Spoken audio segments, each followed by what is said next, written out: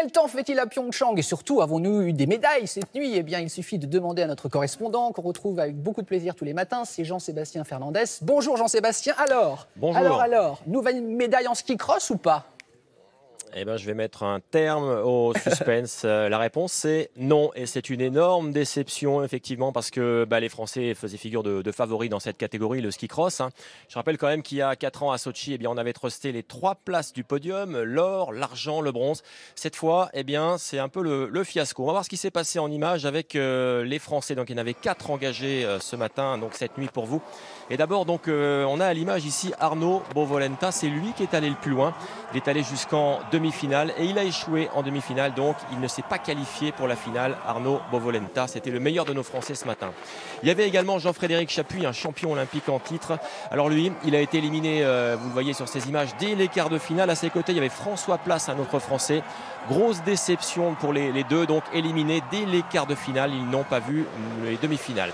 Et puis un autre Français, c'est le 4e, Terence Tchiknavorian. Alors lui, vous allez voir, il a chuté, regardez ça. Oh là là. Voilà, donc éliminé lui dès les 8e, grosse chute. Alors il est blessé, le Français.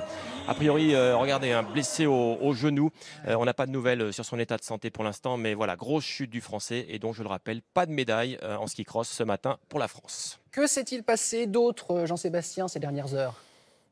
Plein de choses, heureusement, la nuit est longue pour vous en France et la matinée était plutôt sympa pour nous ici à Pyeongchang. Il y avait notamment la descente dames, là, il y avait 4 Françaises engagées. Alors on n'attendait pas de miracle, là je vous rassure, il n'y en a pas eu. Ouais. Et il y avait aussi l'américaine, la star du ski alpin, Lindsey Vonn. Et puis la surprise est venue de l'Italie. On voit tout ça avec Alexandre Lequeré. La victoire est historique pour l'Italie. Sofia Goggia devient la première transalpine championne olympique de descente. La star américaine Lindsey Vonn doit se contenter du bronze. C'est triste parce que c'est ma dernière descente olympique. Voilà pourquoi je suis émue. Mais je suis très fière de ma médaille. La Française Tiffany Gauthier, 24 ans, se classe 13e. Au lendemain de la médaille du couple français en danse sur glace, retour sur la patinoire pour le programme court des femmes.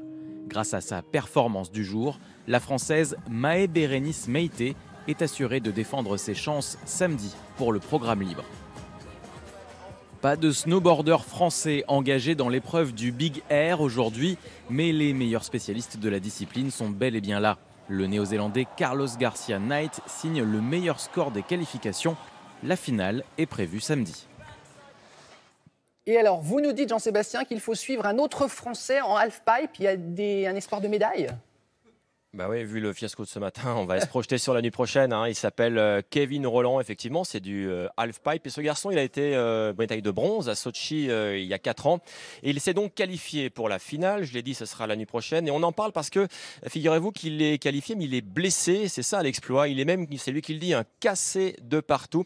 Alors on va l'écouter. Il est inquiet parce qu'effectivement, son corps est meurtri. Mais on a de l'espoir avec lui. Ça va se passer la nuit prochaine. On écoute Kevin Roland. J'étais très inquiet aussi, les entraînements sont moyennement passés, je me suis rendu compte que j'avais un peu plus mal que prévu. À l'épaule? Alors à l'épaule, mais surtout que je me suis fait une déchirure musculaire du carré fémoral, donc un muscle du bassin. Et c'est vraiment ça qui me faisait le plus mal aujourd'hui. Bon là, ça va être quoi alors d'ici à jeudi, le programme? Alors au programme, beaucoup de massages, de glace, de rendez-vous avec le docteur, de médicaments. Et puis, et en tout cas, ce jour de repos va vraiment me faire du bien. Et je peux vous dire qu'aujourd'hui, j'ai plus rien à perdre. Donc en finale, je vais me faire plaisir, je vais tout envoyer et puis je vais serrer les dents. Bien sûr, on y croit. Allez, si on doit retenir une image de ce matin, Jean-Sébastien, laquelle serait-ce? Alors ce matin, je vais vous emmener faire un petit tour de bobsleigh, du bobsleigh à 2, le bob canadien. Allez, regardez ces images, c'est donc voilà, ici du côté de la patinoire. Regardez ce bob canadien, donc je vais vous faire ressentir surtout la vitesse à bord. Regardez.